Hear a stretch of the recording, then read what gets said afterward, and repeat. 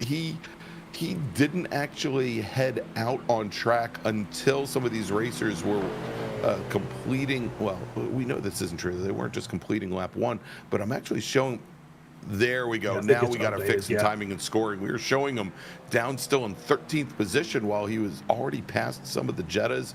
But you'll notice even starting at the back of the field and from the pit lane, he's starting to make up some ground on Wayne Buttermore. As this four-way battle for the lead in the Toyotas, they come up the hill once again to turn number 4 as they start to make the run down. And Beans Forster, he's looking as in many places to try and get around that 111 car. But the one thing here, Charles, is there aren't a lot of real heavy braking zones. No, there's really not. It basically you have to get a run. You have to hope maybe that the car in front misses the corner just a little bit, misses the apex, allow you to get a good run out, or you just get this run down the front straight. Saw a lot of passing here in the Formula Fords. Seems like most of the passing occurred going into turn one. Wow, and look at the speed difference that both Forster and Schooler carried through the final corners there. And it wasn't until Forster actually went into the dirt on the exit of the final corner that we see then Ford's Arabian make up ground. And look at that move by Arabian coming down the front straight as he moves around both Schooler and for a brief moment around Beans Forster. Yeah, you get such a good run down since those long front straight. You can get such a good run if you're just kind of drafting behind the car, and then that's where you'll make your move. But he just think coming back from the third position, probably a little too far back as you see him. Oh, just now he's clattered the curb too, and got Schooler there all out of sorts, expecting expecting some carnage maybe. So yeah, it's curb amazing when you see how it impacts the drivers behind when they know if one of these Toyotas gets two wheels in the air, how that it's usually mayhem. And exactly right. Schooler was preparing for the big one that didn't happen. Yeah.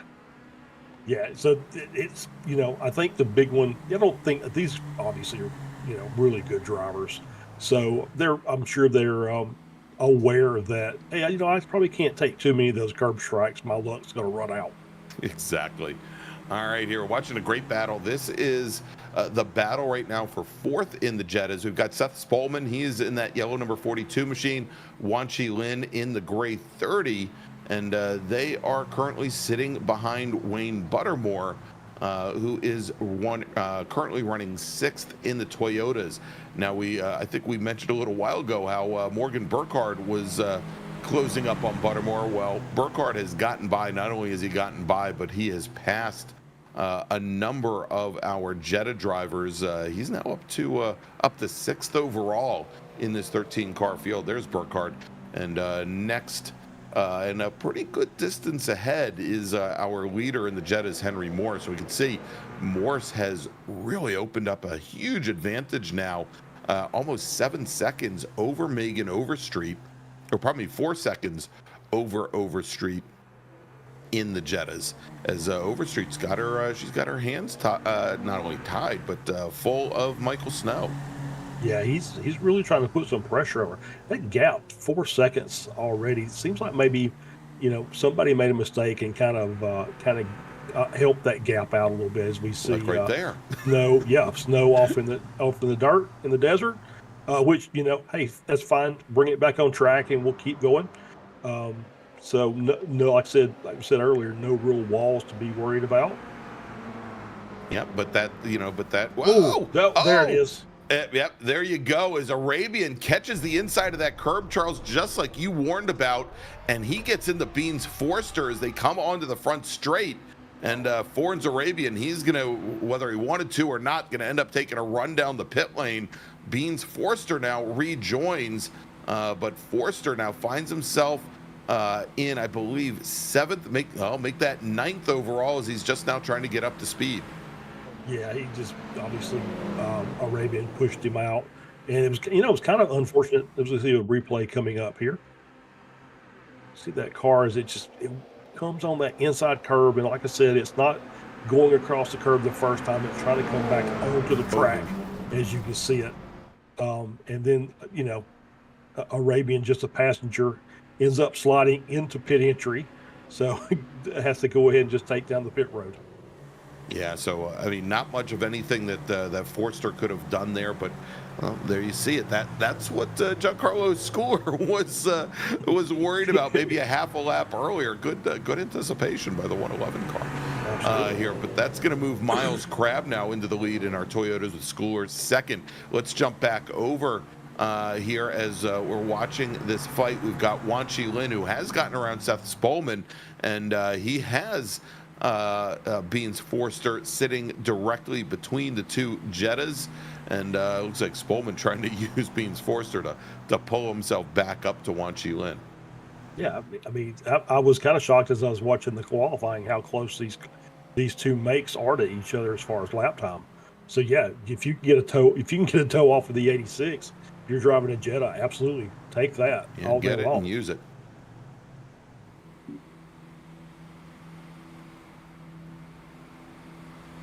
All right, and there's Michael Snow. Now, as we saw him with that off coming out of turn 5 on the previous lap. He has lost a lot of ground now to Megan Overstreet. Almost 3 seconds he's lost to Megan Overstreet, whereas he had been the previous lap. We saw him right on the back bumper of the 044. Yeah, my guess is it's probably these cars, the 86s, that are trying to work their way back through the field again. You get to this point where you're side by side, and that just slows both cars down because you're trying to be safe. So you're trying to take a more narrow line going through there, and it's just generally going to make you a little bit slower. So that's going to help those gaps increase a bit. All right, so here we go. Miles Crabb and Giancarlo Schooler side by side as they come down into the final corners of lap number 7. And there we go. Schooler to the inside, Crabb to the outside. Remember, Crabb had just given up the championship to Beans Forster last week at WeatherTech Raceway, so he's looking for a little redemption here. Yeah, that was a nice outside in line by Schooler. See a little just as close as you can get without actually taking the guy out. So we'll head up the hill again up to the balcony and reset for that downhill plunge once again. This track has so much character. You can see those little bumps at just the most inopportune. Schooler drops a wheel on the outside of turn number 4, and probably at the outside of turn number 2 as he heads up through 3 and into 4 by the balcony there. But it's got these little bumps at perhaps the most inopportune times. You can't very easily see it from the distance here, but you can certainly see how it affects some of these cars and how it jostles them around. Yeah, absolutely. Yeah. It's that one in turn 9 in particular. But yeah, there's with a track that's 60 years old, 70 years old, that's not as widely used as it used to be. Right. You can imagine that that character's been in there for quite a while, and the people who are used to driving here for special events or things like that are just used to it, and so it's kind of a new experience for our drivers. All right, coming down the hill, going into turn 8, going into the sweeper. Wan Chi Lin jumps to the inside on the 077 of Michael Snow, and Snow is going to concede the position as they come into turn 9, out onto the front straight through all that dust and dirt, and that just appears to be the regular line through turn 9 there, Charles. As wow, look at that, Miles Crabb, not Miles Crabb, but Beans Forster pulls his car into the pits. Maybe he doesn't like the way it's handling. Now let's take a look and see what happened. So looking really wide there on the entry. No, that bump just caught him out, and it caught him out, and he couldn't recover it in time, so just drove down pit lane. Drove down the pit lane, exactly, and he's still in there, and he's in his box. I'm wondering if if either A, he decided to get a fast repair, and we give all of our drivers what's known as a fast repair here in the league to allow them to well, to repair whatever problems they have with the car. And Forster now appears to have checked out of the session. I think we will we'll see here. Oh no, I'm showing him out on track. Yep. Yep. So I agree. I think you're absolutely right. I think he took his fast repair. Yep, And so my guess is he had some aero damage, wasn't making up as much time as he thought he could from that contact with Arabian earlier. So yeah, come into the pits, get the quick repair, make the car bright, shiny, and new, and get back out on track and run some quick that's it. laps. Yeah, as we're now just a little bit over halfway through this 25-minute race, actually just about hitting the 14-minute mark. So well, only 11 minutes remaining, but still some time for Forster to make up some ground as Wan Chi Lin and Michael Snow still battling it out. This is for the last step on the podium in Touring 4 in the Jettas. And look at this, Seth Spolman, he's now back in the game as well. Only about 4 car lengths back from there, and as Snow and Wan Chi Lin continue to fight, coming up the hill, heading up towards the pardon me, the porch there. Yep. Yeah, Lynn's having a good run tonight. Yeah. Started a little bit further back. He's made up some ground, and he's leading that pack of 3 right there. There's still a pretty significant gap up to Overstreet, about 6 seconds from all the, I think all the other cars that might have interfered with their racing. Exactly, as they start to come back down the hill, and you can see the difference here, Charles, in how the Jettas dispose of the curbing and some of those little bumps. I mean, these Jettas, they're underdamped to begin with, but they don't get flung up in the air here by the curbs like the Toyotas do, which is somewhat odd, because when you saw these TDI Cup Jettas race in real life back in the early 2010s, it wasn't uncommon to see them bicycling around on 2 wheels because the car would bounce up and the wheels wouldn't wouldn't come down. It was kind of like watching some a little wide. Yeah, a little wide there for Wan Chi Lin, but kind of like watching a sideshow, I guess. And maybe some of that had to do with the 17 and 18-year-olds that were racing them. I don't know. That is quite possible. So you saw how Snow got the run down the front straight, and just didn't have enough on the entry in turn 1 to complete the pass.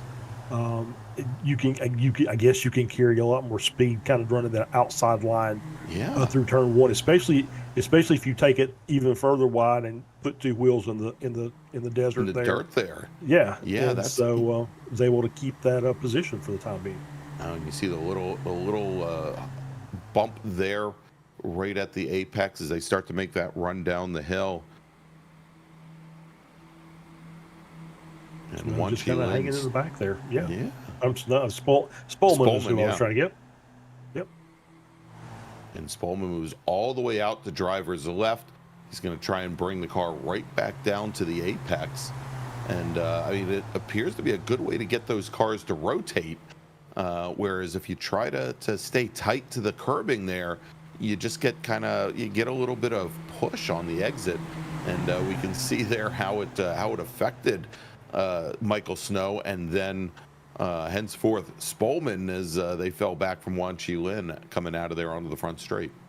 Yeah, I noticed it from watching the racing here that turn 9, it does have some good camber, and we saw the little bump on the little dip on the inside, but it's got good camber for about half of the track width, and it seems like the further out you are on the exit of the corner, the more difficulty you have of keeping it on the track. Yeah, it's just like the track's to flatten out.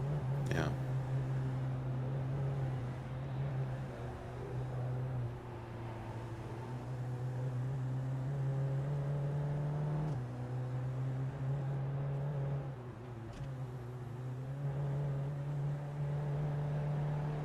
And a little bit longer braking moment there for Snow than Wan Chi Lin as they came through 5 and through what is known as Monroe Ridge over at turn 6 down the hill. Let's see how he handles it.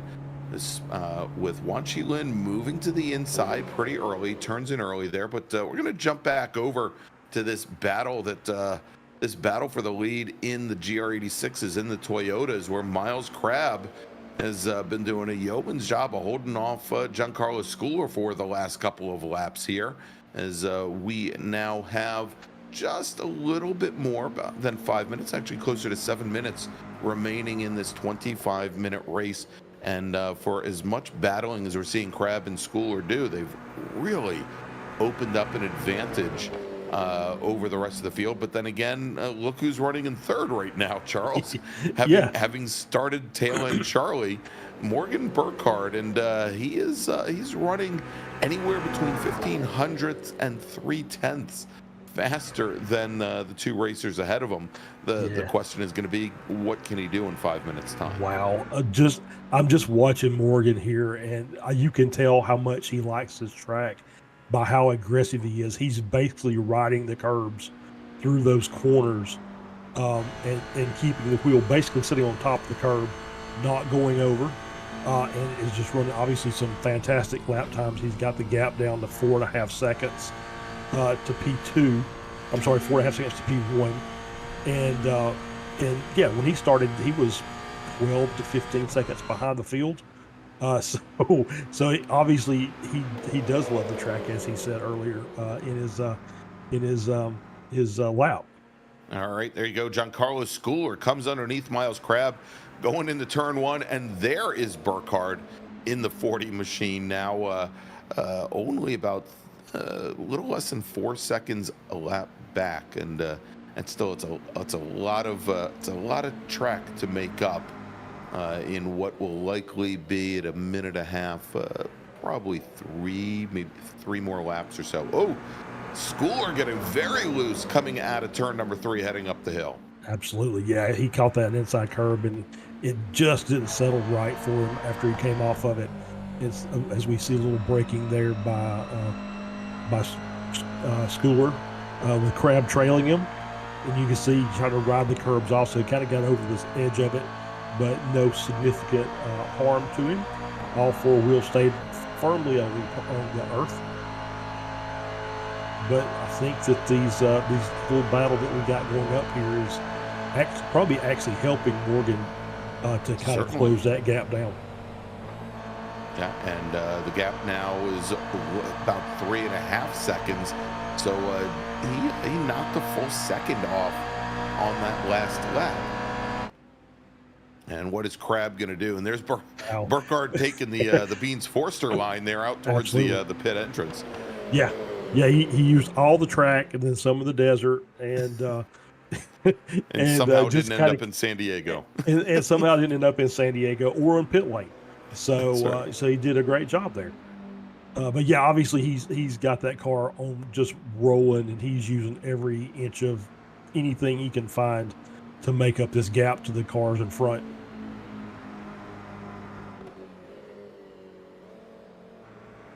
And these two guys just, Schooler and Crabb just continue the battle. You see them, I think Crabb actually stayed behind that time, and maybe just try to bump draft Schooler just to try and get a little more speed out of both the cars. Yeah, I think try to keep that gap ahead. If they can open up or use anything they can to keep Burkhardt from closing down on him. If Crabb can push Schooler just that little bit, it might help both of their causes. Yeah, for sure. Yeah, anything at this point. They're seeing Burkhardt's car just getting bigger in the mirror every lap, and so they're saying, we need to do something here. 2.5 minutes left, but 2 laps left in the race, so it's gonna be tough to get up there. But he's obviously got the pace to at least make the attempt. Hey, wanted to welcome a very special VIP guest in the chat. We've got Stevie Ray from Ray Esports Racing in the chat, and couldn't be with us here tonight. He very commonly races with us, especially in the Spec Racer Fords. He is spending some time with family. He's over with his son Greg Ray and Greg's very beautiful wife, and want to wish them all well here this week. And I think Steve getting some well-deserved time off from the Absolutely. day job and from the evening job.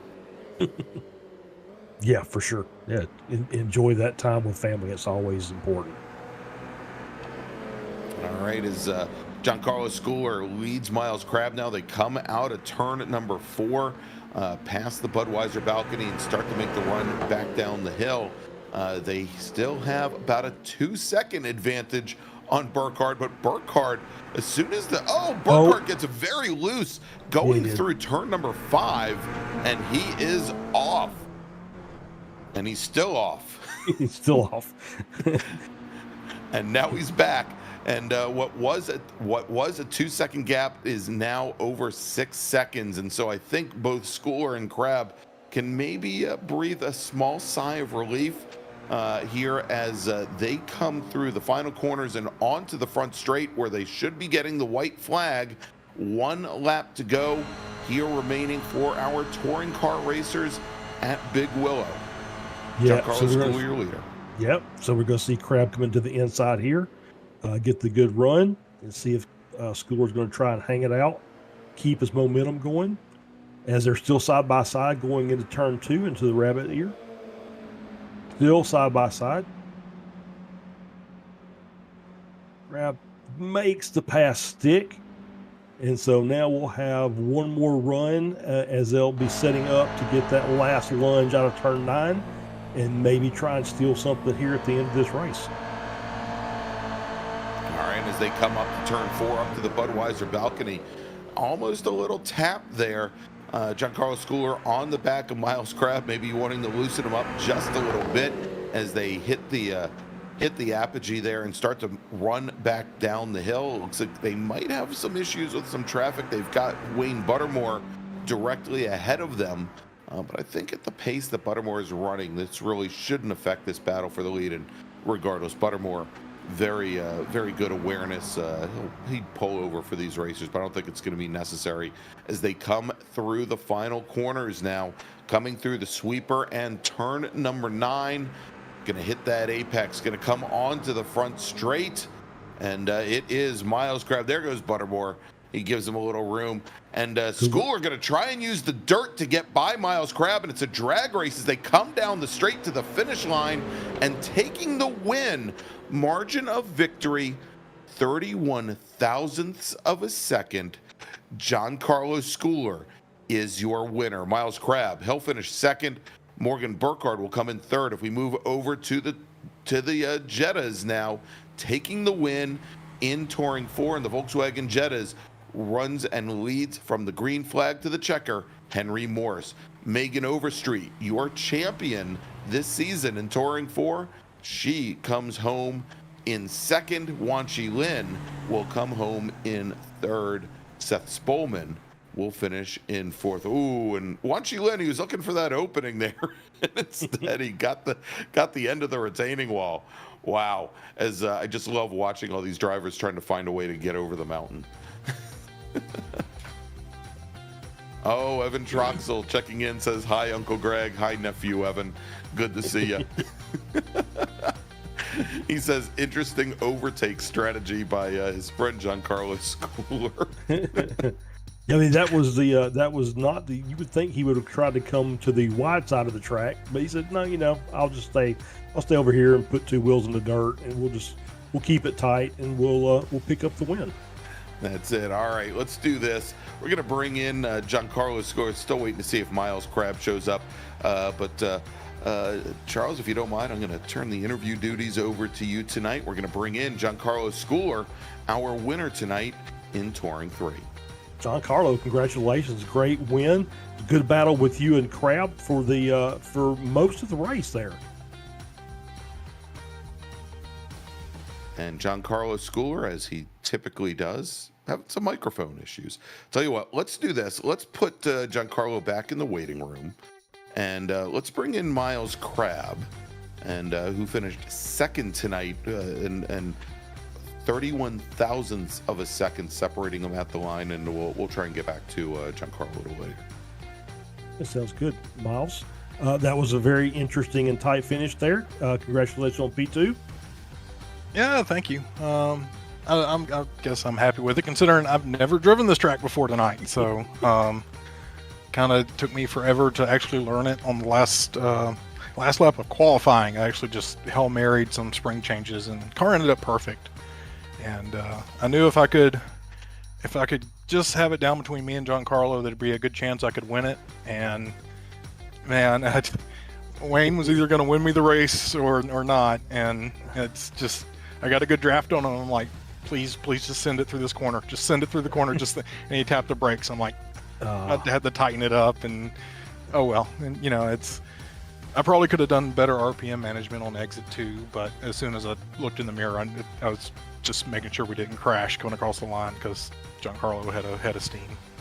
Well, okay, so let's talk about the track. So what are your thoughts? It's a very old school track. How did you get along with it? I figured it out at the end. The Spec Racer 4 that we're about to do is going to be interesting. It exemplifies all the things that the 86 does poorly. No top speed. There's really only one braking. The most I brake on this track is 33%. So there's nowhere to dive it into a corner and make time and try to overtake. We made it work into turn 1, but Giancarlo was also not driving it in deep into 1. We did on that last lap. That was about as deep as you can go into turn 1 on that last lap. Well, it was great for us to watch. So congratulations on P2, and we'll see you in the Spec Racer here in a few minutes. Yep, and congrats to Giancarlo on the win. Absolutely. All right, everybody, there is Miles Crabb finishing second tonight in the Toyotas, and looking to see, we haven't had anybody check in on the Jetta side, so which sounds unfortunately very close to genocide. But let's do this. Let's take a quick little break. Going to reset. Going to thank some of our partners and sponsors, and when we come back, we'll bring you all the action from race number 2 tonight, which are the Spec Racer Fords here at Willow Springs International Raceway, Big Willow, where you are watching the runoffs here in the Esports Racing League on Apex Racing TV. We'll be right back.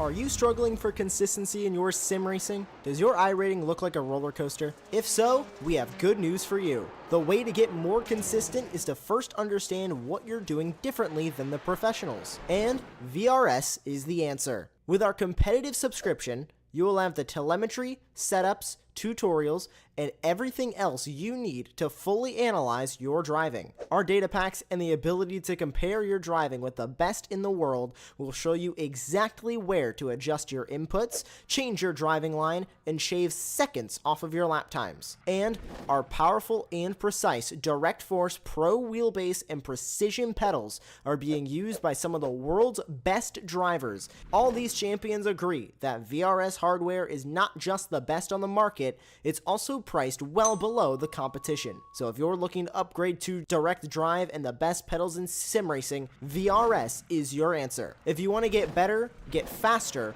and make it happen sooner rather than later, you owe it to yourself to find out why so many people are switching to VRS. You'll be so glad that you did. Visit www.virtualracingschool.com and learn why the best use VRS. and welcome back to Big Willow, to Willow Springs International Raceway for the Ray Esports Racing League's runoffs. I'm Greg Ginsberg along with Charles Boschel, and after that real exciting finish, especially in the Toyotas, now as we were just discussing when we went to break, it's time for Draft Fest number 1 tonight as we've got the Spec Racer Fords here for 25 minutes. Yeah, absolutely. This is going to be one of those races where you're going to see, it's pack racing. So it's going to be 2 or 3 cars probably trying to work together, bump drafting each other down the straights. You'll see lots and lots of overtakes probably into turn 1. And then it's just surviving around the track until you get back to the front straight and to do it all again. Yeah, so it'd be a very fascinating race to watch. Oh gosh, yes. All right, and so we're very early on, about 5 minutes into this 15-minute qualifying session.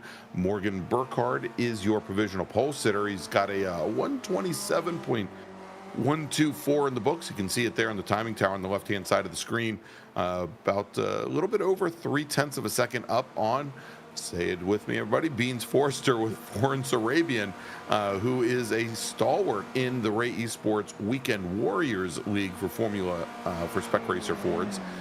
So he is currently sitting third with Megan Overstreet as well. I think more in a place, even though, again, she was our Season 9 champion in those Volkswagen Jettas, I think probably in a place where she feels a lot more comfortable, and that's behind the wheel of a Spec Racer Ford. Trenton Kramer in that the blue 444 machine. Remember he was stuck in traffic the last time we checked with him, and not traffic on the on the Willow Springs Raceway, but traffic on the street. So good to see he's got everything ready to go here in Spec Racer Ford. Yeah, absolutely. Yeah, Arabian, Overstreet, Lynn, pretty much run every event of the Weekend Warriors, so they're going to be pretty quick in these Spec Racers right off the bat. So I can expect those 3, barring any malfunctions, to be up near the front by the end of this race. All right, well, we will definitely have to watch. And Charles, the gentleman that you just interviewed, Miles Crabb, he was our regular season champion in Spec Racer Ford Gen 3 here this time out.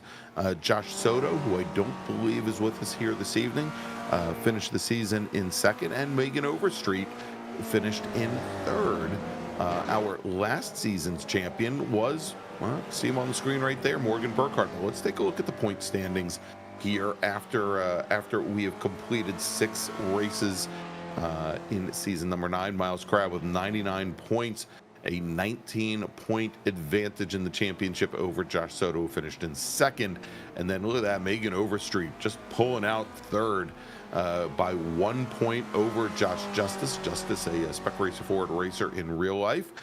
Morgan Burkhardt, another 2 points back from there. And again, Burkhardt with only ran, I believe, 5 of the 6 races, as he spent one of them up here in the announce booth. Skip Brock Jr., a Spec Miata racer in real life. They're just out of the top 5 in 6th. And again, Beans Forster, who was our Season 7 champion in Spec Racer Fords, finished, I think for him, probably a disappointing 7th. Yeah, it's a whole, you have to run well every race for the season to get a chance to compete for that championship. As we saw, the points were really, really tight all the way down through the field. So every race was going to matter, and it just, you miss one, you're kind of shooting yourself in the foot. But I understand why Burkhardt came up here, because it's fun to call these races. I enjoy this. It is. I have fun, and I know Morgan. I'll tell you, in real life, I can tell you Morgan is having fun with it because, I'm going to be announcing some races with my announcing partner, Brian Donati, who's called the Ray Esports Racing League before. We're going to be at the Real Life Summit Point Raceway this weekend, and it is not uncommon for Mr. Burkhardt to pop up into the announce booth and be a third voice helping us out. And at the tender age of 17, I think he's pretty darn good at it. So we'll see if this whole racing thing doesn't work out for him. And right now it is. I'm gonna say, sounds like he's got the racing part under control for now. Yes. So you may that may be a passion for later in life. Mm-hmm. Exactly. So yeah, I'm not pressing him to spend more time in the announce booth than he has to, but the kid is multifaceted without a doubt. All right, we're watching right now. Watching Megan Overstreet. She has Beans Forster directly behind. Forster is currently second in qualifying here, and Overstreet trying to maybe leapfrog both Florence Arabian and Forster, but she calls off that flying lap there. But still about 5 minutes, a little bit less than 5 minutes remaining here in qualifying. So there is definitely time for her maybe to throw some new tires on the car and run another lap or so, as Beans Forster just throws down a 127.48. And he's a good 300ths, actually 2900ths of a second up on Florence Arabian now here in qualifying after he threw that lap down. Yeah, I think he got a little bit of a toe behind Overstreet coming out of turn 9. May have helped him a little bit. Notice he kind of backed off and he let somebody else lead, maybe trying to line himself up for another lap before this is all said and done. I will say this: just watching these cars out on track, we saw the 86 jumping around a little bit on these curbs. This car will not handle these curbs. No, not at all. Anywhere close to what the 86 and the Jettas would be. So yeah, very stiffly sprung. Yeah, they're going to be very, very careful.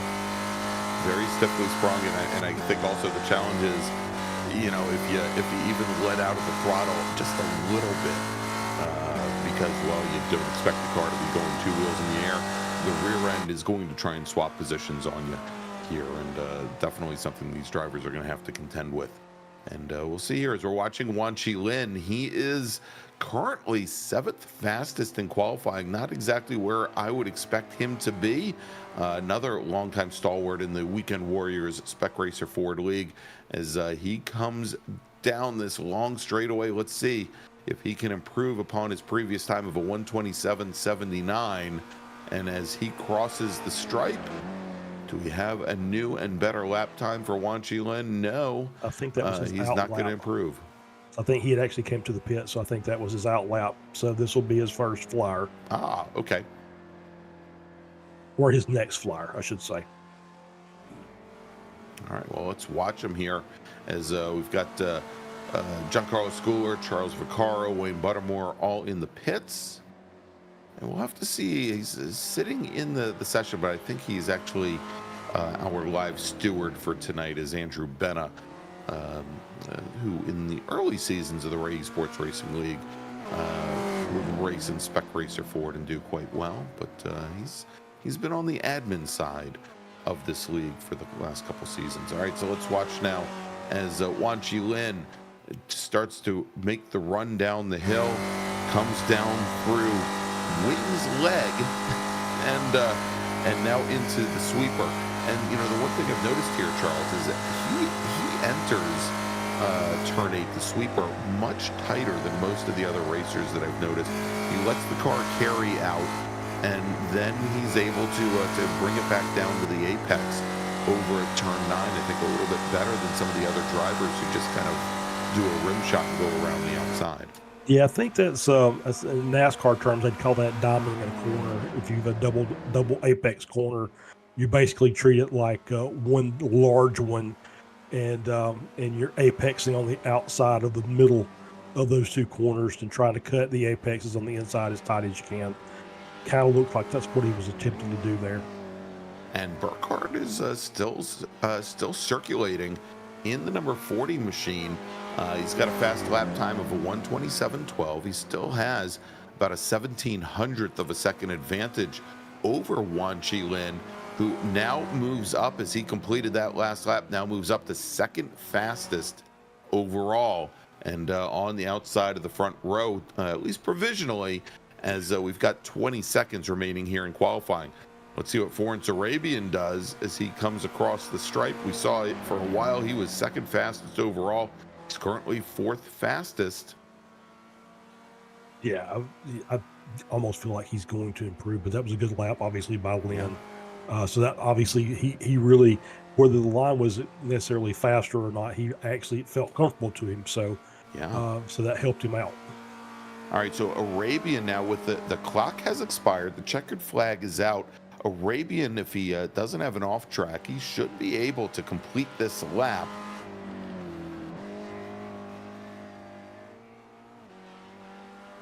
And so we'll just follow him around, as I believe he is both he and Beans Forster are still out on track. Forster, though, just completed his last flying lap, and Forster now third fastest overall. Didn't improve upon his previous best lap time. And Florence Arabian is only about 0.14 of a second or so back from Forster. So let's see. Overstreet going for a very wild ride out there. As Arabian comes through the final corners, can he improve upon a 127.52? He needs to beat a 127.48 as he comes down and to the line and taking the checkered flag, and Florence Arabian does it. He puts in a 127.14. That's going to move him up to the front row. Great lap by Arabian there. Yeah, just 16 milliseconds off of pole. Wow. That was a spectacular final lap as the checkered flag flew. And I believe all of our drivers have completed their final laps. So we'll have racers gridding up here in just a moment. But that was very dramatic to turn that in on the final lap. Yeah, absolutely. It was a great lap, and obviously, like I said, I think spec racers were also here early in the season, so the for the weekend warriors. So I think those drivers may have a little bit, at least a little more track knowledge coming out here tonight, and more laps logged. So maybe give them a little bit of an advantage. All right, and it looks like iRacing has finally ended the qualifying session, and our drivers are now free to head to the grid. Let's run down the starting order. Your pole sitter with a qualifying time of 127.124. Representing the Parallels Racing Group, it is Morgan Burkhardt. Florence Arabian will start next to him on the outside of row number 1, with Wanchi Lin and Beans Forster making up row number 2. And you can see they're not all that far off the pole for either Lin or Forster. Giancarlo Schooler will start in 5th, with Megan Overstreet starting 6th. Miles Crabb, who is our regular season champion, he's going to start all the way back on the 4th row, going to be starting on the inside in 7th position. Then Josh Justice will start 8th. Charles Vaccaro will start 9th alongside Trenton Kramer. And then we've got Wayne Buttermore rounding out the 11-car field.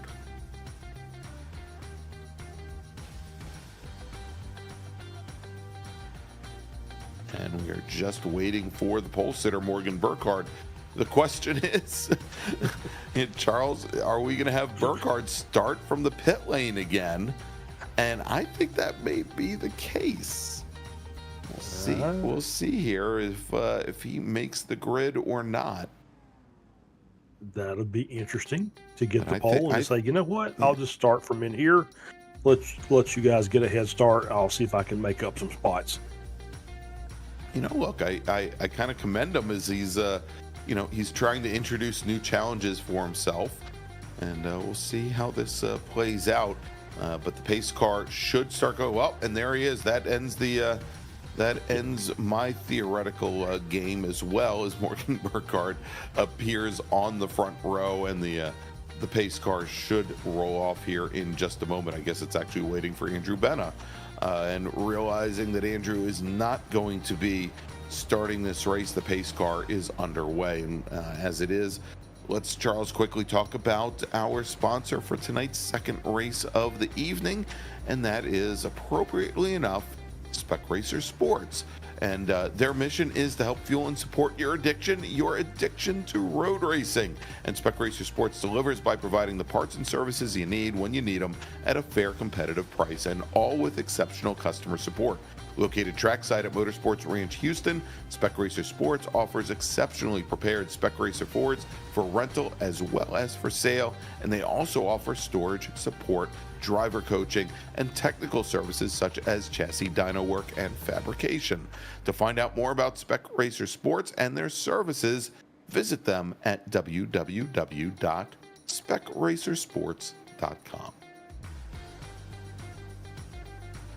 All right. And we've got the safety car, or the pace car now, bringing the field out of turn 2 and to that turn 3, where they're going to head up the hill to the Budweiser porch. And there it is. Look at the size of that thing. Yeah, it's pretty amazing. I bet that's a nice view of a great it's a great racetrack. view. Yeah. Am I allowed to call it a dump? But it's a great view. We were joking because Button Willow is 70-something years old, and it's it's your quintessential club track, like a Summit Point, like a Hallett Motor Racing Circuit, like a Nelson Ledges, and it shows every last bit of it. But it is still, it is a treasure to road racing and drifting and, well, pretty much everything else. Be careful, drivers on closed courses, you name it, commercials, yada yada. All right, pace car bringing the field now down and around, and already the field looking pretty well formed up. Yeah, they're ready to go. They're chopped at the bit to get this race going. And I think I don't know, it looks like the pace car is going about 20 miles an hour more slowly than it did for the touring car race. But, this is what happens also when you have a 2.5 mile track and the number of cars that we have. And haven't seen one of them try to drive through the pace car yet, or bump draft the pace car, which is a good thing. All right, as the pace car now brings them onto the front straight, it's going to peel off the driver's left and turn the field over to Morgan Burkhardt. And there we go. Pace car now. First it jukes to the left, decides it doesn't want to go to the pit lane right away. Then it does. Morgan Burkhardt now has the field. Florence Arabian in that purple number 2 machine directly to his right as they get ready for the green flag. And there it is, a very late green, but we are underway once again here from Big Willow as they make the run down to turn 1. And Burkhardt, Charles, he got a pretty good jump. He got a three-quarter of a car length advantage over Arabian, and he's going to push Arabian all the way to the outside as they come out of 1 and go into 2. Yeah, he got a good start, and the outside line was trying to help Arabian around. They were already bump drafting about 2/3 of the way down the front straight, trying to get him going, so they can be going to get first car. Several cars off. Yeah, that's Josh Justice in the blue. I think we also had, I believe that was Wanchi Lin who had gone off as well. As they came out of turn 2 and made the run up to turn 3 as he falls back. But for the moment, Morgan Burkhardt is your leader with Arabian. Beans Forster in the multicolored car. Forster has a problem, and a number of drivers get around him. We've got Giancarlo Schooler in the 111 car. We've got Megan Overstreet as well getting around Beans Forster. So drop the 231 machine now down into 5th position. He's got to try and now hold off Wanchi Lin in the 30, who had, we saw him just a few moments ago, going and playing in the dirt. Yeah, absolutely. I think Arabian got crossed up there going into the ridge and maybe caused a little bit of a checkup behind him. Maybe that's how Schooler got, and Forster maybe dropped just a bit off there. But as you can see, there's a 0.6 of a second lead coming out of turn 9. It was a 1/10.5 by the time we got into turn 1. That's the power of the draft here with these cars. All right, and so Beans Forster gets back around Megan Overstreet going into turn 1, and then Wanchi Lin makes the pass, gets it done coming through turn 2.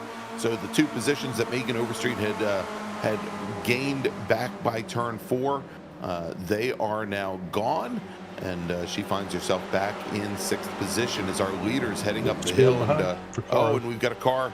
Let's see, there is Wayne Buttermore, who's had an issue. Charles Vaccaro goes off coming out of turn 3 and heading up towards the balcony. Yeah, I think he caught the curb and just lost the rear, looped it around. Looked like he may have hit something, maybe the inside curb there, that kind of damaged his sheet metal a bit. Or fiberglass, or whatever these things are made of.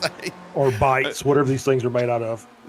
You know, here in iRacing, the fiberglass looks like sheet metal and bends up like sheet metal also, and doesn't crack and break in half. So who knows? All right, going out wide, Florence Arabian and Beans Forster follows them out to the dirt. That is going to give Giancarlo Schooler a great run coming down into turn number 1.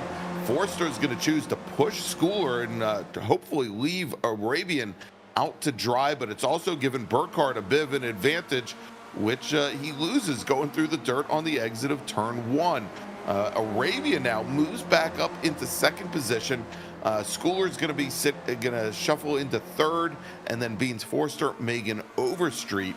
Wanchi Lin now falls back in the 6th position, but I think probably the most interesting thing here, Charles, is looking at this battle for 3rd, because it's 4 and actually if we add in Miles Crabb, it's 5 cars all looking for that last step on the podium right now. Oh yeah, and this is a battle that will last. Like I said, barring mistakes, this is a battle that will last most of the race. As you can see, once these cars get lined up, the gaps that are out there close up very, very quickly. I was wondering if Burkhardt maybe watching what was going on in his mirrors, maybe why he missed the exit of turn 1 a little bit there. Well, if he didn't start from the pack, all the action is directly behind him. Exactly. So he's driving his mirrors, and not for any real reason. And Forster goes wide once again, coming out of the final corner. But Charles, it really even when you get the car sideways through the dirt there, as long as you can get it straightened out, it doesn't look like you lose any momentum when you rejoin. No, it's like you said, as long as you keep the car straight. You're losing a little bit of speed. Obviously, there's some traction differences in the dirt, but not enough that you can just pop right back in line, get back in that draft, and continue on.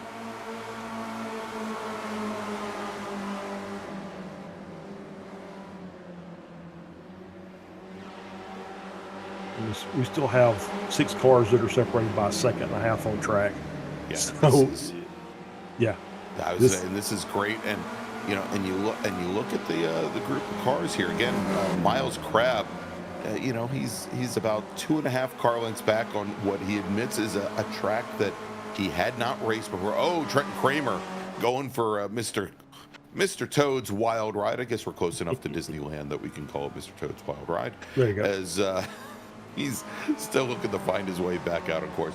But Crabb, he's not out of it at this point. It's just, I think, as he said, he kind of figured out a good setup that worked for the Toyota on, I think, the very last lap of qualifying, and he just apparently wasn't able to come up with as good a setup for the Spec Racer 4. But now Arabian moving down to the inside on Morgan Burkhardt as they go into turn number 1.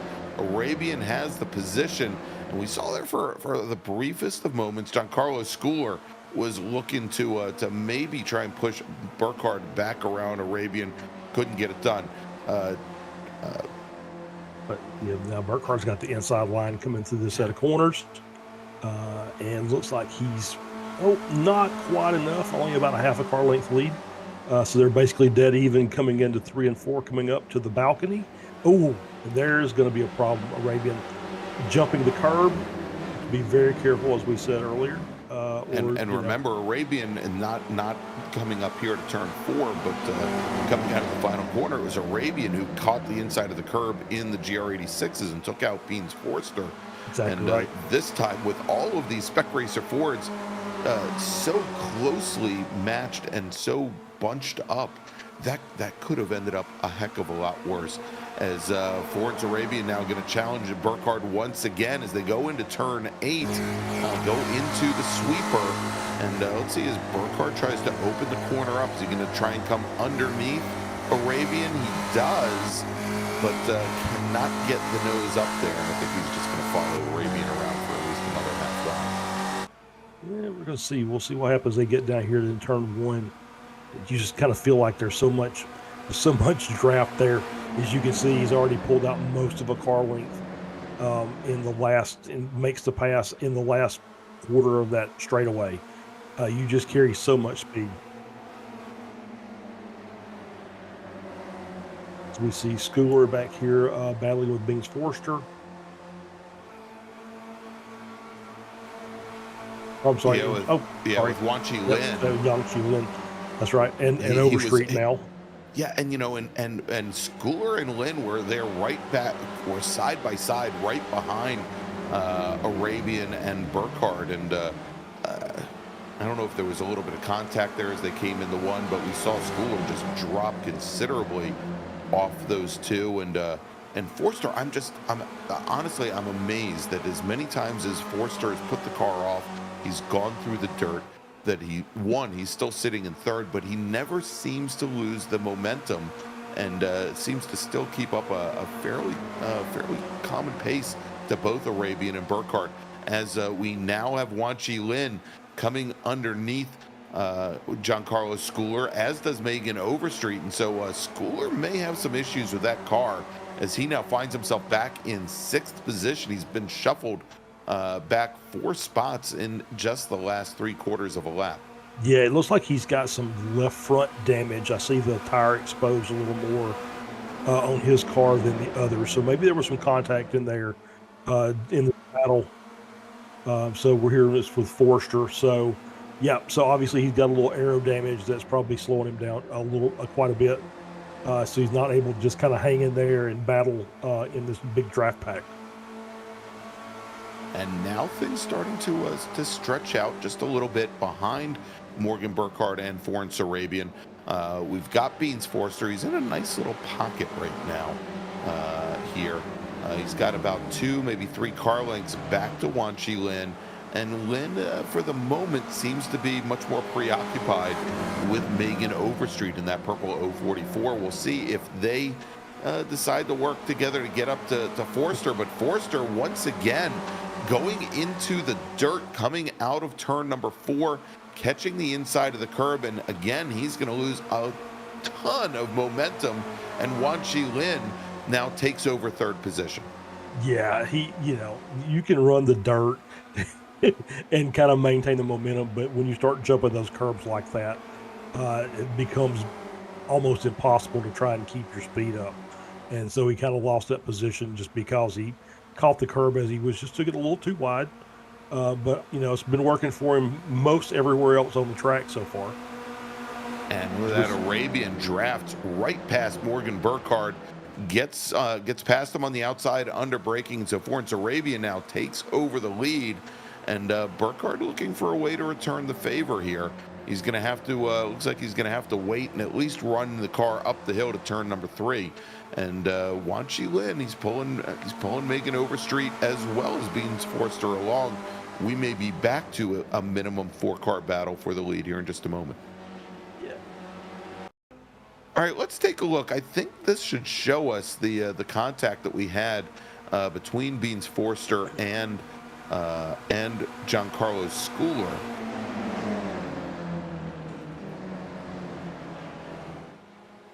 Yeah. And there, yeah, you can see how he just kind of got pushed out there. All right, let's see how this one looks. To the inside. Yeah, just not a great view, but definitely looks like there was contact. Yeah, from the right rear and left front. All right, let's go back to live action now.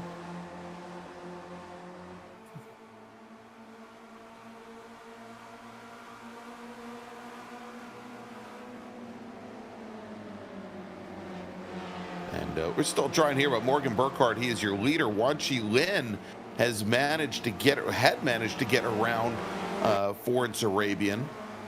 And now Arabian takes that spot back over, but it's given a little bit of an advantage now to Morgan Burkhardt. But I said how things were going to close up, and it is now a 5-car fight for the lead as we've got Wan Chi Lin third, Megan Overstreet fourth, and Beans Forster. I was just going to say Forster hasn't gone away, Charles, but now he has. Yep, and that was another one of those reactions to a car in front. Overstreet jumped the curb on the inside, and then Forster reacted to it and lost the rear of the car. I think probably something you were talking about earlier with the lift-off oversteer that these cars tend to have. Yeah, you pull out and it's just instinct to not necessarily fear, but to get out of the throttle. And if the car is loaded up one way, it's just gonna continue spinning around. And that was in a real interesting place as they were going up the hill, coming out of turn 3. It's one of those places where if you let out of the throttle, you don't necessarily expect the rear end to come around because of how that car is loaded. But unfortunately now that drops Forster down into 7th position, and so it is now a 3-car fight for the lead. Overstreet, who was right there with the lead pack, the Forster was kind of the bridge car for her, and so she's got a couple car lengths that she's going to have to make up to try and get up to the back of Wan Chi Lin. Indeed, she just I even heard her come over the radio and say sorry to Beans. She needs to just make up that time. There's a 0.7 of a second gap back to her. She's still in draft range. As long as these cars keep doing what they're doing and they go two and three wide down the front stretch, she should be able to make that time up, especially if you've got one going deep on the inside and one going wide on the outside. That makes life a lot easier. Yeah, definitely, as they go side by side through turn 5, and it's going to put Morgan Burkhardt back into the lead. And there you go. Overstreet now with a great run on Wan Chi Lin. Can she hold on to third? We'll see if Wan Chi Lin tries to push the car down to the inside. I think he knows better at this point. There's still a lot of time left, Charles, as we're only 14 minutes into this 25-minute race.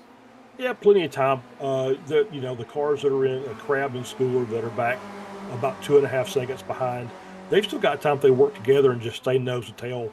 They can make up some of that ground, especially if these cars keep battling up front. All right, and Wan Chi Lin taking a quick little look to the inside as Overstreet trying to work with her Weekend Warriors partner there, trying to push Arabian up to the back of Morgan Burkhardt. And I think part of that also is to try and push away from Wan Chi Lin. Also no stranger to the Weekend Warriors League. Yeah, for He's sure. been racing in the Ray Esports League, I think, since season 2. So he's been with us for quite some time as well. Yeah, and a very, very good driver. He's all, like I said, he's one of those that you just always, his name will always be called during the race because he's always up front trying to battle for a class win or an overall podium. All right, so Burkhardt now is eked out a little bit more than a half-second advantage. And Charles, I just saw in that last shot where we had Schooler and Krabs side by side going down through turn 5. If they were gonna catch up to our top 4 drivers, I don't think that's the way to do it. It may have just been a question of Schooler taking the point, trying to ensure that he was the lead car and pull Crab along, because I think he realizes that Crab really doesn't have great pace here tonight. As our leaders now completing lap number 11, coming down into turn 1, and Arabian, he's got position again going into 1. It's going to force Burkhardt to go the long way around. Now, of course, the track does shift back over to a right-hander for turn number 2. And we saw where Wan Chi Lin, he was able to pull up right alongside Burkhardt, but he gives Burkhardt the ability to come back across, open up the corner. And I think Wan Chi Lin thinking, don't get into a fight with Burkhardt where Arabian runs away. Exactly right. Yeah, you got to play the long game. I know we still got about 8 minutes to go in the race, but you got to wait until the last couple of laps. You just got to be in a position to make moves at the end of the race, and battling amongst yourselves behind the leader is not going to be helpful. As we see we see Burkhardt again with that curb jump on the inside there in turn 4. Yeah, and that one corner has been a challenge for him tonight. It was a challenge in the Toyotas earlier in our first race. It's been a challenge for him here this evening, as well, as he now falls in the 3rd position behind Wan Chi Lin, and they come out of the final corner and onto the front straight, where they will complete lap number 12, and we will have just about 7 minutes remaining. But now here you go. For the first time tonight, Wan Chi Lin leads the race. He is your leader. Arabian runs wide, coming out of 1, and Burkhardt, he just keeps. I think he's just looking for the smallest of holes to skip through. Yeah, I think you're absolutely right. He's always right there or right around it, and he's waiting for the right time to make the move. As we see him looking on the inside there, at least they did keep him off of that curb, so it's probably a good line to be running. As we see Overstreet now in 3rd, Arabian this is the power of the draft here. As we see all the cars trying to jump that curb that time, coming down to Hunter Ridge. The power of the draft, where you basically went from P1 to P4 in the span of about 2 corners. And Burkhardt starting to take little looks to the inside, and maybe a little bit of a shove to the 30 car, just as they were about to turn in. Not the safest place to give the bump draft, but look at this, Charles. Look at at least mid corner, the advantage that both Wan Chi Lin and Morgan Burkhardt open up on Overstreet. But Overstreet at after the last apex, she gets a much better run out of the corner and is able to come right up alongside these two. It's the power of the draft here in these cars. These cars just tow behind each other so well that you need to have at least a 1 second gap to the car behind or the car in front to kind of get that draft broken. And at this point, none of these 4 cars have made a mistake that's been bad enough to drop them from this pack.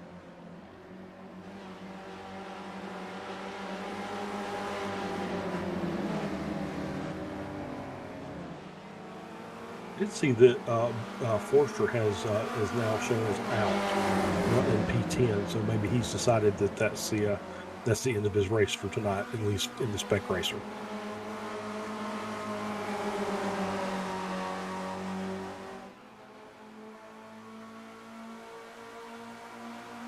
As we see a little bit of a half-second gap between Burkhardt and Lin running P1 and 2, and gaps just as we get into turn 8 to the sweeper. And then into turn 9, those gaps just start tightening up, and then everybody lines up for this big run down the front straight.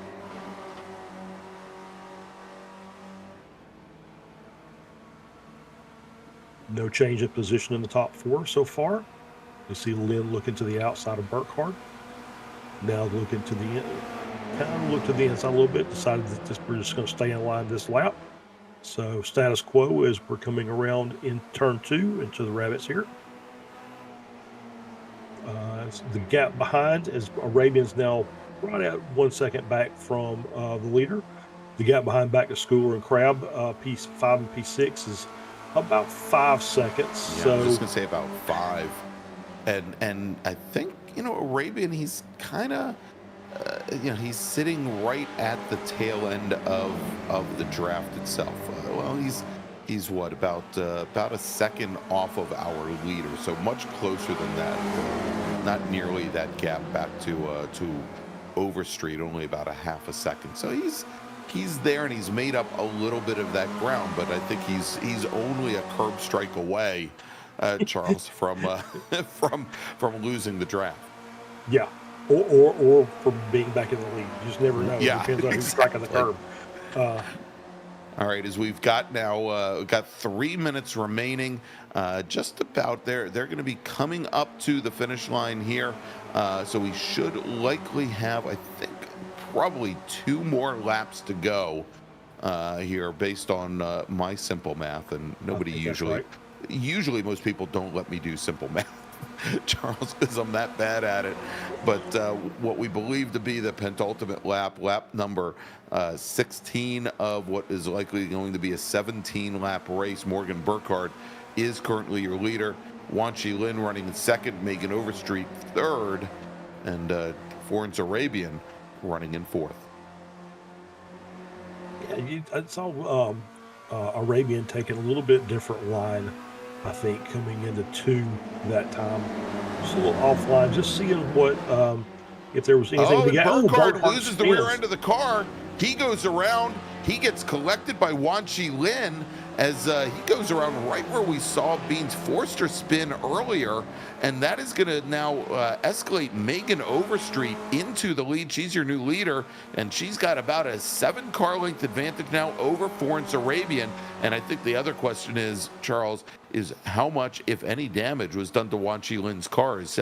He took a pretty hard impact into Burkhardt's car. Let's see what happened to Morgan. Yeah, trying to see if he maybe dropped a tire into the dirt there in the rear. There it is. No, but it was the inside curb. Yeah, left front. Just kind of jostled the car around, and he couldn't hold on to it. And yeah, as you said, Lynn made contact with him with his front end, so we don't know what kind of aero damage he may have. It looks pretty bad, to be honest. Yeah, it does. Yeah.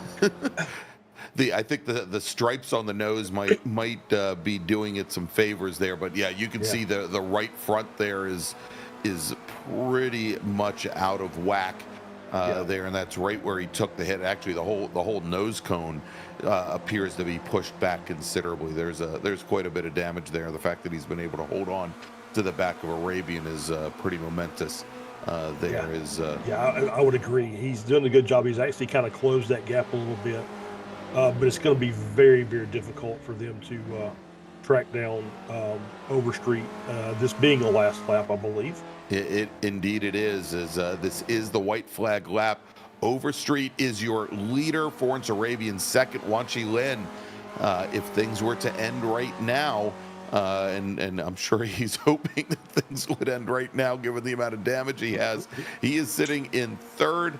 Miles Crabb now, our regular season champion, he moves up into fourth as he got around Morgan Burkhardt, and Burkhardt running in fifth, Schooler running in sixth.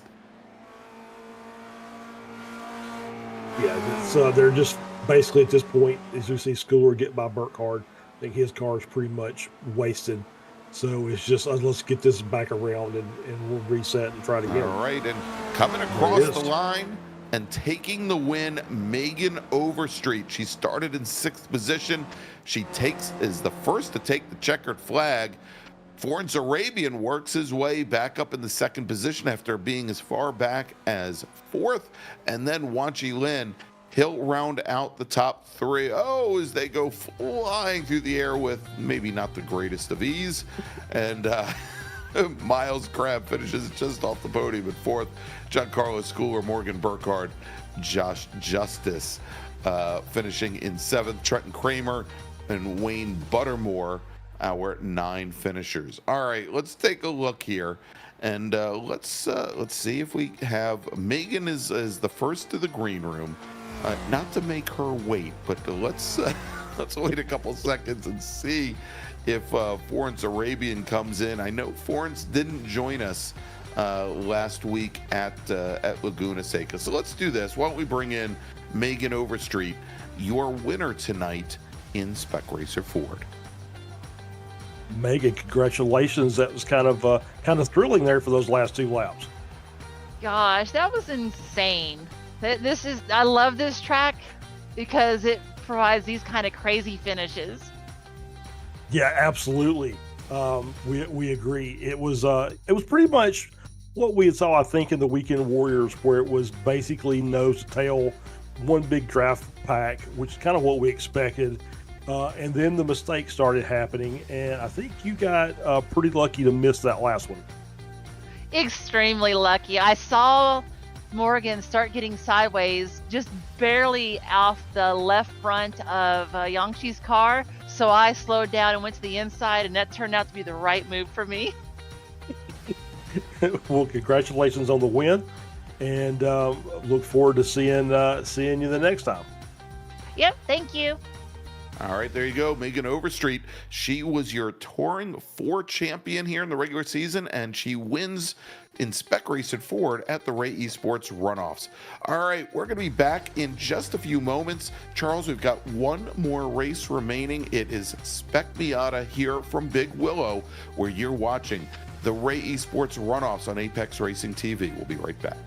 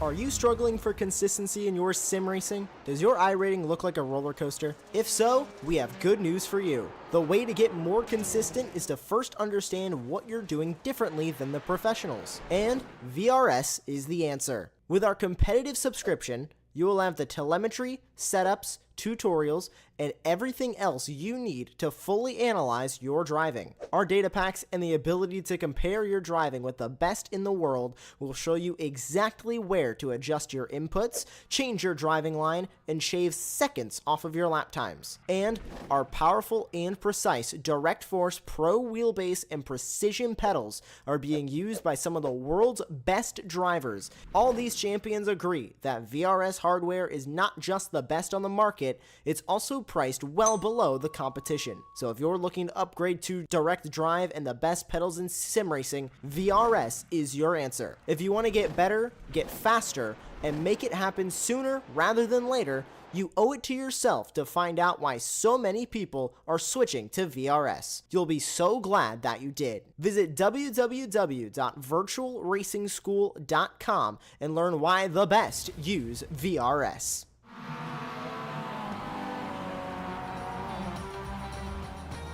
Welcome back, everybody, to Big Willow, to Willow Springs International Raceway and the Ray Esports Racing League's runoffs. I'm Greg Ginsberg, along with Charles Boschel. And Charles, we've been through 2 epic battles here tonight. We've got one more to go. It's Spec Miata, and we've got drivers. They are out on track right now. They've just taken to the track surface for their 15-minute qualifying session. Yeah, I think there are going to be some tired drivers at the end of this race tonight. Yeah. Tired drivers, tired announcers. That's exactly what I'm saying. I'm wore out just from watching this. I can imagine how they're battling, side by side, going through here. But yeah, this is the Spec Miata. I expect it to be more of the same from what we've seen already tonight. Lots of passing into turn 1 side by side. Lots of people taking it into the dirt to extend their exits of corners, and we'll see how many curb jumps we get. Exactly. Well, we may get the curb jumps, but I think of all the cars that we've seen tonight, these are the ones that may be able to deal with it the best, as they are softly sprung, but they are not underdamped. And they will soak up most anything there. Well, there you go. Just as I say that, we see Charles Bailey head into the wall, and he had somebody there that he was joining. I think that I'm not sure who that was, if that was Beans Forster, or I think that might have been Trenton Kramer that was waiting for him to make it a twosome over at the turn 3 tire wall. Yeah, I think it's just these curbs are so different than what we would normally see in iRacing. So even the cars that you would expect to be able to handle them, not necessarily. The car may be able to handle it, maybe not the driver so much, Right. because it's just different. I mean, it's basically like coming up to park in a parking space and driving over the curb right there at the beginning, and then trying to back yourself back off of it. That's kind of what it feels like to me. All right, as we watch Charles Vaccaro, a club racer out of the Northeast, he's currently running 7th fastest overall, and we've only had 7 drivers that have been able to put in a lap. Looks like Bailey, as we saw earlier, had that off track and had his last lap invalidated. Michael Snow is actually on his 5th flying lap. He has not been able to put in a time yet here, as he has had off tracks and had his laps invalidated probably 4 previous times.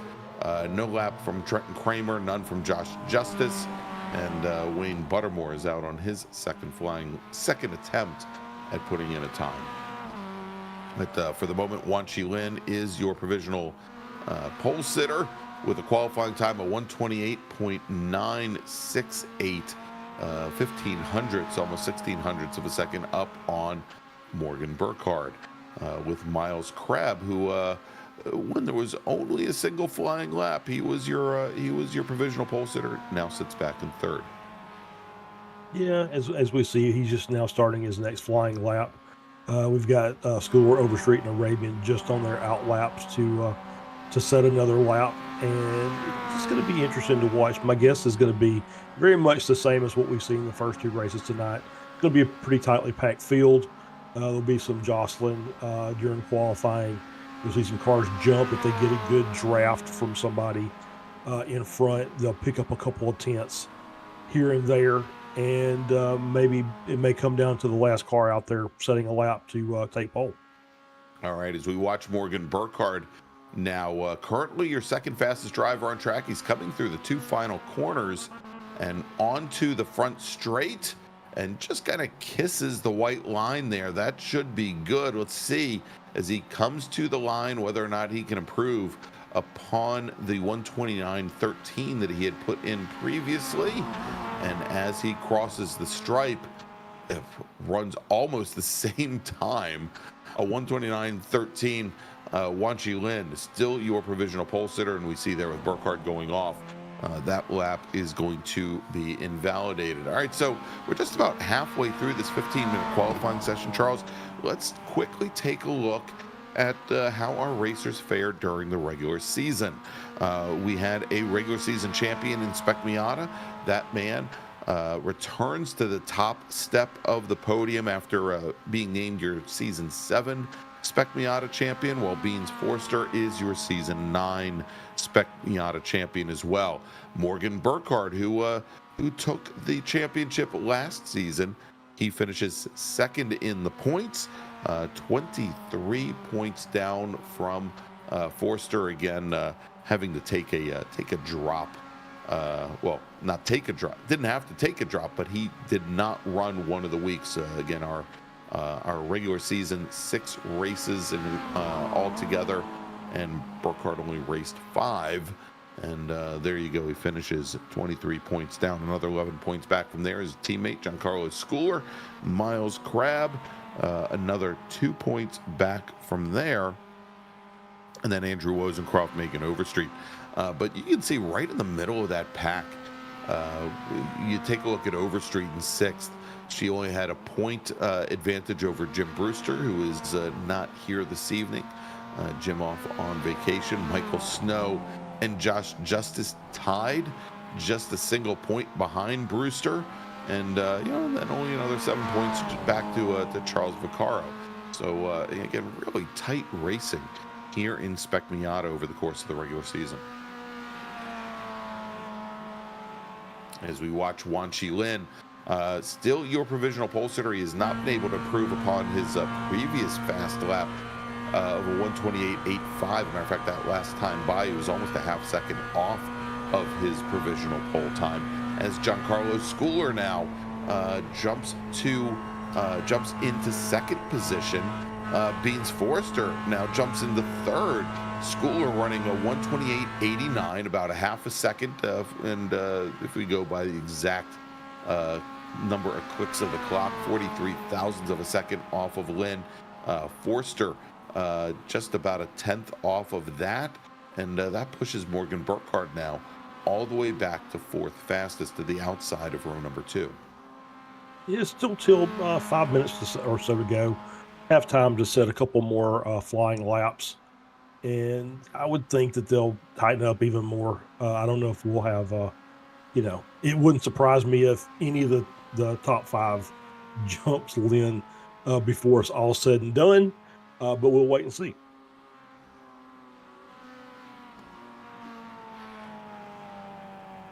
All right, as we watch Justice in the blue and black number 99 machine. Justice, a Spec Racer 4 driver by trade, but he's been doing a good job hustling these Miatas around. He's currently 9th in qualifying. Let's see if he can improve upon the 130.0 that he ran earlier.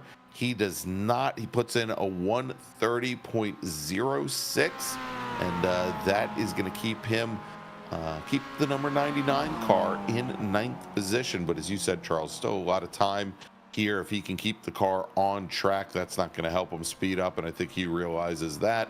Going for the outhouse, misses the outhouse, doesn't miss turn 2. As looks like he's stuck down in 9th position here as we watch Megan Overstreet now. She is qualified 5th currently, just behind Burkhardt with a 129.19. Can she improve as she comes to the line? She puts in a 129.76, so she does not improve. Morgan Burkhardt right behind her does improve. He goes to a 129.08, but that is still only going to be good enough for the outside of row number 2. We'll jump over to Trenton Kramer now in the 444 machine, currently sitting in 10th, and only about he's currently about 9/10ths of a second off of Justice's times. It's pretty close. The top 8 separated by 0.8 overall, and then Justice and Kramer a little further back, but still everybody's setting some good pace, and still, like I said, 3 minutes left to go.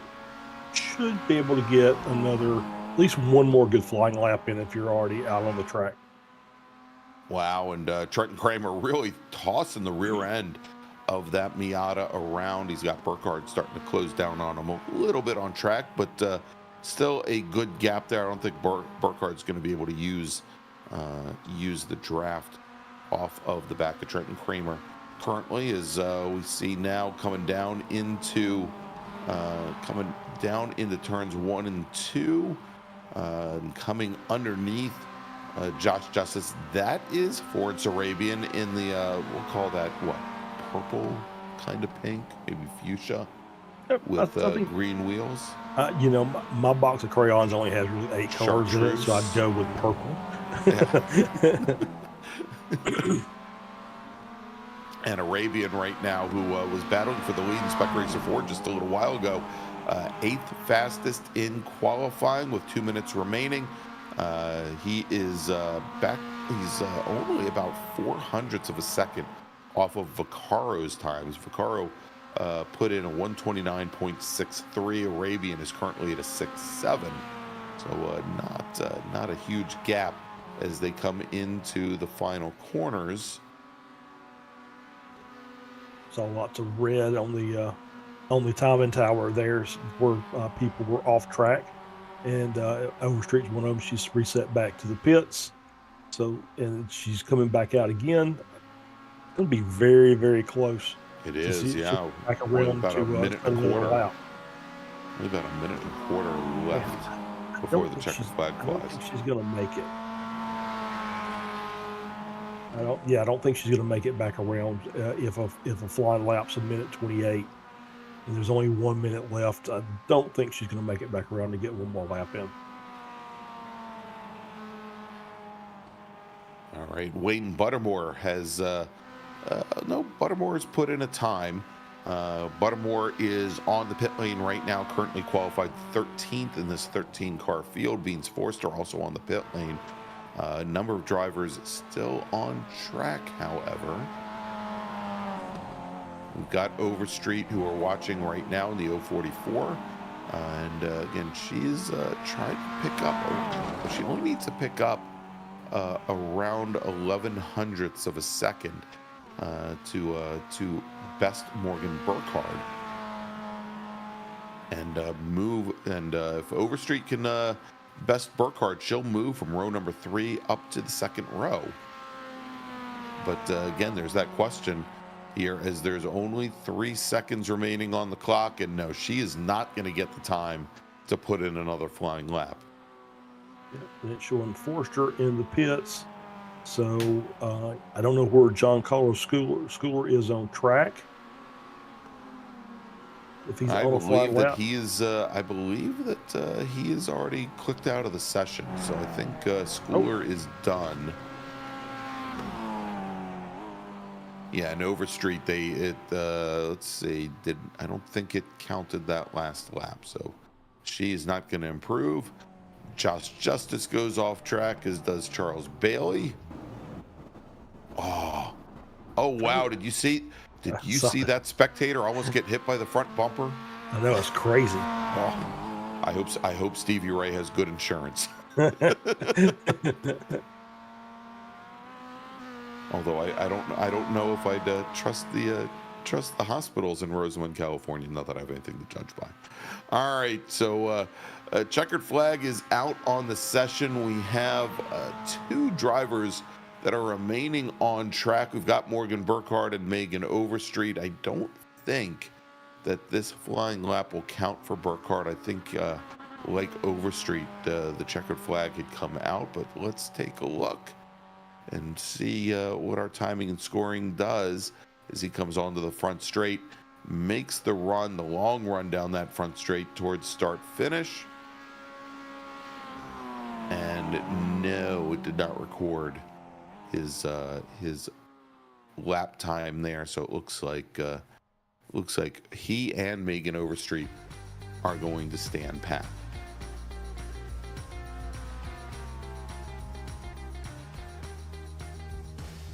As we get ready, just one more race here tonight from Willow Springs. But so far the racing here in the virtual world, Charles, about as exciting as I remember the racing in the real world at Willow Springs. It promotes good racing. There are not a lot of passing zones. The goal is to stay off the brakes as much as possible, and it kind of makes for some neat racing. You don't have any of those traditional corners where you're outbraking and doing threshold braking to get around your competitor. So, all right, let's take a look at the starting field. Charles, I'm gonna hand it over to you. All right, on our poll for the Spec Miata race is Yangshi Lin with a time of 128.846.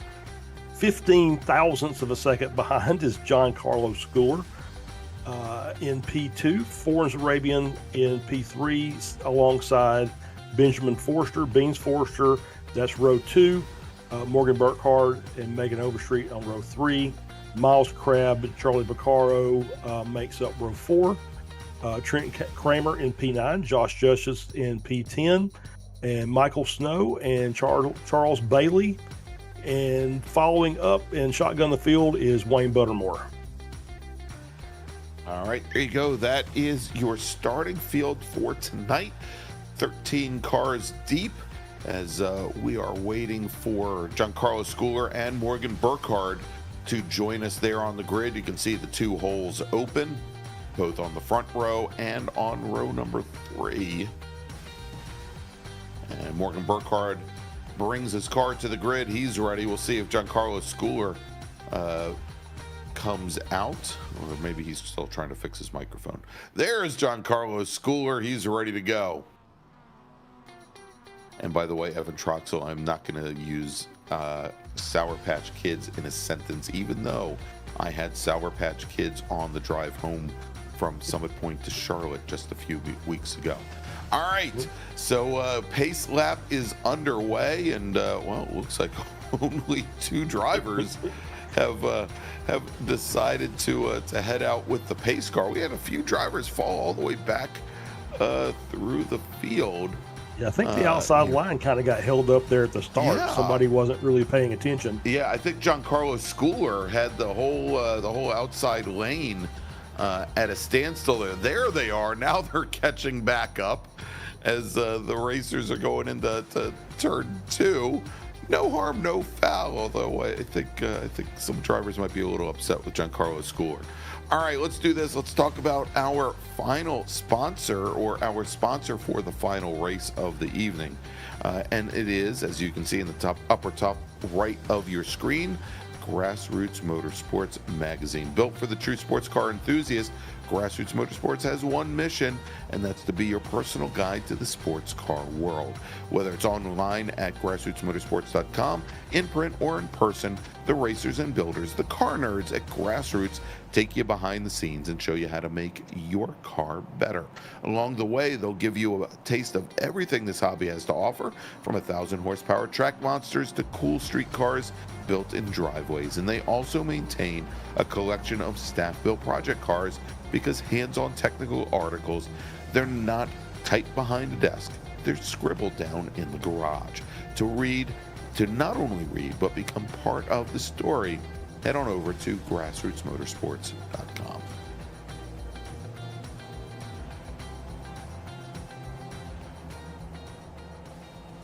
Seen some nice pace car shenanigans by our front 2. And I'm sure Wanchi Lin just keeps looking to his right and going, oh, where's Schooler? As Schooler now, I think, is up almost alongside our pole sitter.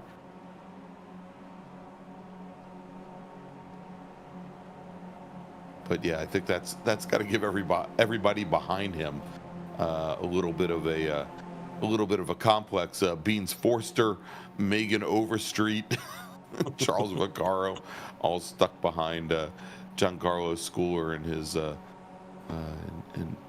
his right foot. All right. Mm-hmm. Pace car bringing the field through the sweeper, turn 8, and then through turn number 9. Look at those 3 little trees. How did those trees grow in all this? All right, pace car is on the pit lane, turning the field over now to Wanchi Lin, who's got the row on driver's left.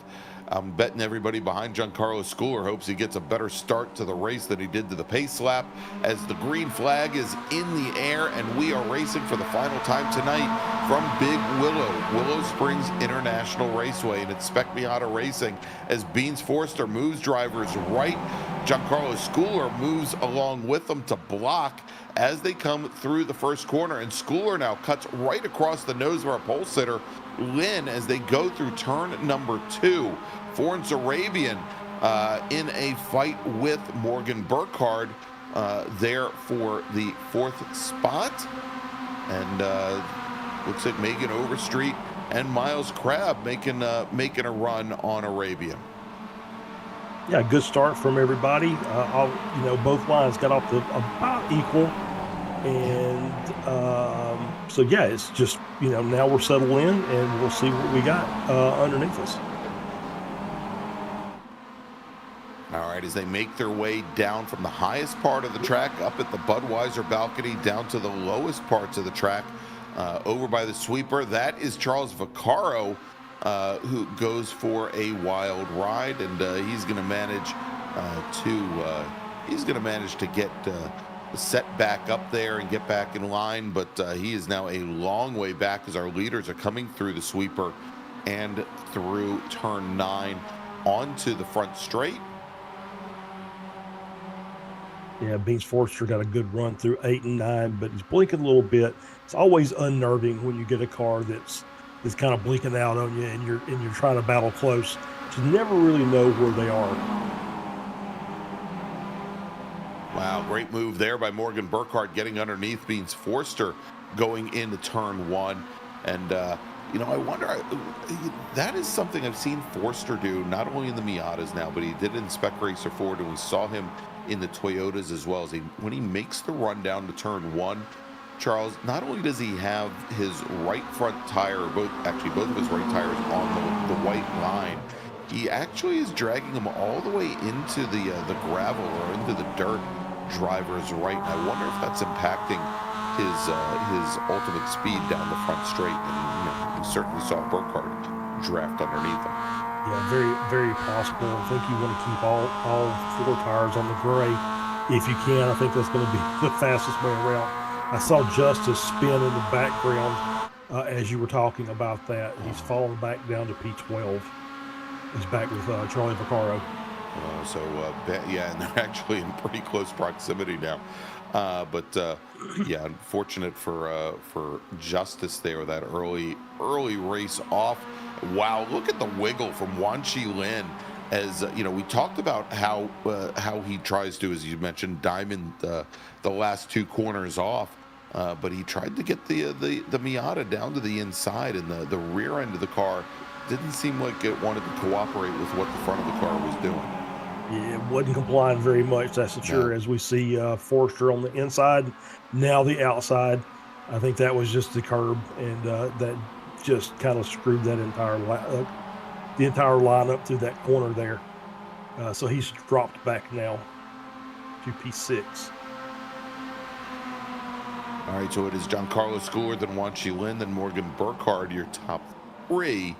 And they've got a little bit of a breakaway right now with Florence Arabian and Megan Overstreet, and then Beans Forster and Miles Crabb in their own little group. So we've got the lead group of 3. We then have the group of 4 directly behind. And as Arabian is somewhat left that second group, we'll see if Overstreet and the rest of them are able to draft back up. I was going to say, I wonder what would be the outcome here if if we saw Beans Forster keep that car on the pavement, as he now falls back behind Arabian and also Megan Overstreet here as our lead 3. And let's just make it the lead 7 there, come onto the front straight, although it took the last 3 of that 7 a while to get onto the front straight. Yeah, they took the wide line coming out of turn 9. And but as we've seen over the course of the night, you can get away with that as long as you're pretty consistent. You keep the car straight once you're over in that dirt. You can carry most of the speed. I won't say you're carrying all the speed, but you can carry most of the speed. As we see Yang Shilin taking the lead here. And although with the way these cars draft, I don't think that car length and a half is a sustainable lead. And matter of fact, it's now gone as they come out of turn 3 and head up the hill towards 4. But at the moment here, again, the top 3 showing much more pace, but I think also because we're seeing Forster, and there is Miles Crabb. They're trying to find a way around Overstreet that they can work back up to that lead pack, and they just haven't been able to figure out a good way to make it work. Although Forster does get around Overstreet coming out of 4. Yeah, we've seen Arabian has already kind of made the gap up back to the lead pack. It didn't manage to carry anybody with him. I don't know if maybe Forster maybe missed a corner somewhere, got a little squirrely up. And maybe those were the 3 that were offline coming out of 9 last lap, and that just cost them that much time. So as we see these cars up front battling, this is what's going to help bring those cars back up if they can stay on the track. Yeah, indeed. As we've got Wan Chi Lin to driver's left, and he outbrakes and outmaneuvers Morgan Burkhardt going into turn 1. So the brief lead by Burkhardt, now he finds himself in second with Giancarlo Schooler, his teammate, right behind him. And then Florence Arabian, he's Yeah, he's certainly within striking distance. He's only about 2 car lengths back from our second and third place runners. Yeah, for sure. As we see this second pack now with Beans Forster heading it up with Crab right on his tail, Overstreet hanging in there with him. And we'll just see. It's like I said, it's as long as the front